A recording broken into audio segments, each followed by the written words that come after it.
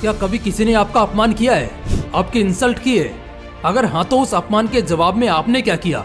मैं गारंटी देके कह सकता हूँ कि ज्यादातर लोगों ने उस अपमान का जवाब उस इंसान को उसी वक्त कुछ बोल के दिया होगा, लेकिन बाद में पछताने लगे और मन ही मन कोसने लगे कि इतनी बड़ी इंसल्ट का बदला ऐसे 2 शब्द बोल के जो उसने 2 मिनट बाद भुला भी दिए होंगे। इतना वैल्यूलेस बदला नहीं होना चाहिए था। क्यों? सही कहा ना मैंने। इंसल्ट का बदला कैसे लिया जाता है मैं आपको बताऊंगा।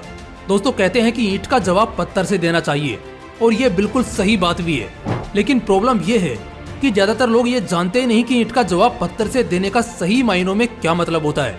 लोग सोचते हैं कि कोई हमारा अपमान करता है तो उसका जवाब उसी वक्त उसे जोर जोर से बोल के 2-4 गालियां देकर देना चाहिए। आप में से ज्यादातर लोगों ने ऐसा किया भी होगा और अपमान का बदला इसी भाषा में देना चाहिए, यही आपको सही लगता भी होगा। पर सच बताऊं तो अपमान का बदला इस तरह से लेने का घटिया रास्ता दूसरा कोई नहीं है। पता है क्यों? क्योंकि जब तुम अपने अपमान का बदला इस तरह से बिना कुछ सोचे समझे सही क्या है और गलत क्या है, इसे समझे बगैर बस अपने ईगो हर्ट के चलते बड़ी आवाज में उल्टा सीधा बोल के लेते हो, तब एक तो लोगों के बीच तुम्हारी इमेज खराब होगी, और अगर तुम उस वक्त पे गलत साबित हो गए तो फिर आपकी इमेज को जो झटका लगेगा उससे उभर पाना आपके लिए मुश्किल हो जाएगा। अगर अपने अपमान का बदला लेना है तो ऐसे लो कि जिसने भी तुम्हारा अपमान किया उसको जिंदगी भर रिग्रेट होता रहे कि उसने तुम्हारा अपमान करके, तुम्हारी इंसल्ट करके बहुत बड़ी गलती कर दी। और इसके लिए तुम्हें एक ऐसी चीज करनी है जो शायद तुम्हें अटपटी और बेमतलब लगे। हो सकता है ये तुम्हें हारे हुए इंसान का कैरेक्टरिस्टिक लगे, पर जब तुम्हारी इंसल्ट हो रही होगी उस वक्त तुम शांत रहो। वो इंसान तुम्हारी कितनी ही इंसल्ट करे, तुम्हारा कितना ही अपमान क्यों ना करे, तुम बस उसको सुनो। माथा गर्म हो रहा है तो होने दो, उसके कठोर शब्दों को मन में लो, लेकिन मुंह से एक शब्द और चेहरे पर गुस्से का एक भाव प्रकट मत होने दो। सही वक्त का इंतजार करो, और वो सही वक्त तब होगा जब तुम अपनी मेहनत, लगन और उस अपमान के बदले की आग को मन में रखे सफलता की सीढ़ियां चढ़ोगे और उस इंसान को दिखाओगे कि उसने तुम्हारा अपमान करके गलत आदमी से पंगा ले लिया है। दोस्त, अपमान का बदला सही टाइम पर, सही मौके का इंतजार करके कैसे और किस तरह लिया जाता है, इसके बेस्ट एग्जाम्पल्स अगर तुम्हें जानने हैं तो वो हमारे ही देश में मिलेंगे। क्योंकि एक समय ऐसा था जब दुनिया में और खासकर वेस्टर्न कंट्रीज में हमारे देश के एक आम आदमी की इमेज गरीब, नंगे और भूखे की थी। उन्हें लगता था इनके पास खाने के लिए रोटी नहीं है, पहनने के लिए ढंग के कपड़े नहीं है, तो ये लोग क्या ही कर पाएंगे। और इसी ईगोइस्टिक विचार रखने वाले लोगों ने जिस तरह हमारा अपमान किया था उसका बदला हमारे देश के कुछ दिग्गजों ने बड़े अलग और उन्हें शर्मसार कर दे ऐसे अंदाज में लिया। इसका लेटेस्ट एग्जाम्पल है ऋषि सोनक।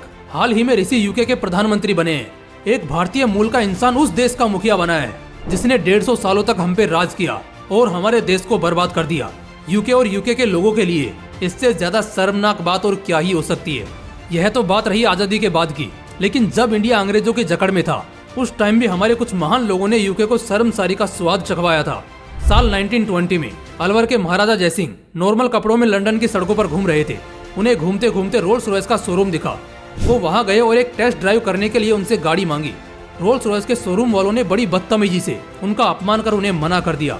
महाराजा को इतना गुस्सा आया कि भारत आने के बाद उन्होंने उसी शोरूम से 7 रोल्स रॉयस कार मंगवाई। और जानते हो उन्होंने उन कार्स का क्या किया? उन्होंने उन कार से रास्तों की साफ सफाई करवाई। जैसे ही रोल्स रॉयस वालों को इस बात की जानकारी मिली उन्होंने खत लिखकर उससे माफी मांगी। लेकिन इन सभी से बढ़कर अपमान का बदला कैसे लिया जाता है ये किसी ने सिखाया है, या यूँ कहें कि अपमान के बदले की परिभाषा को किसी ने डिफाइन किया है, तो वो है हमारे देश के सबसे महान उद्योजक टाटा। JRD टाटा से लेकर रतन टाटा तक सभी ने वेस्टर्न कंट्रीज को जमकर शर्मसार किया।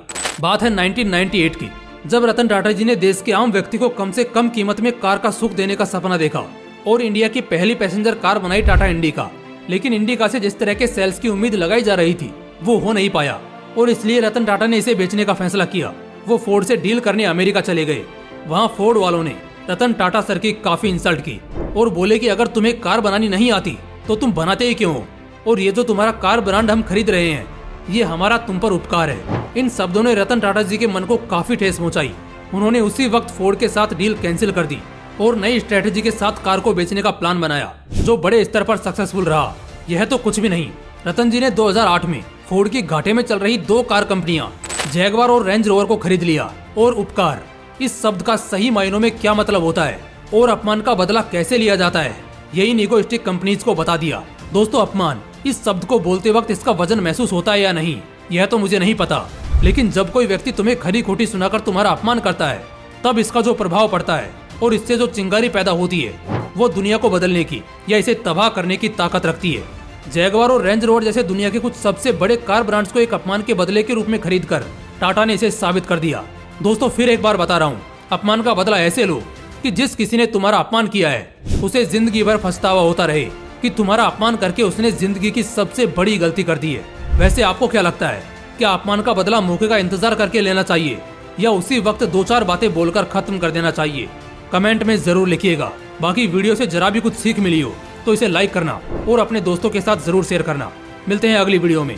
जय हिंद, जय श्री कृष्ण।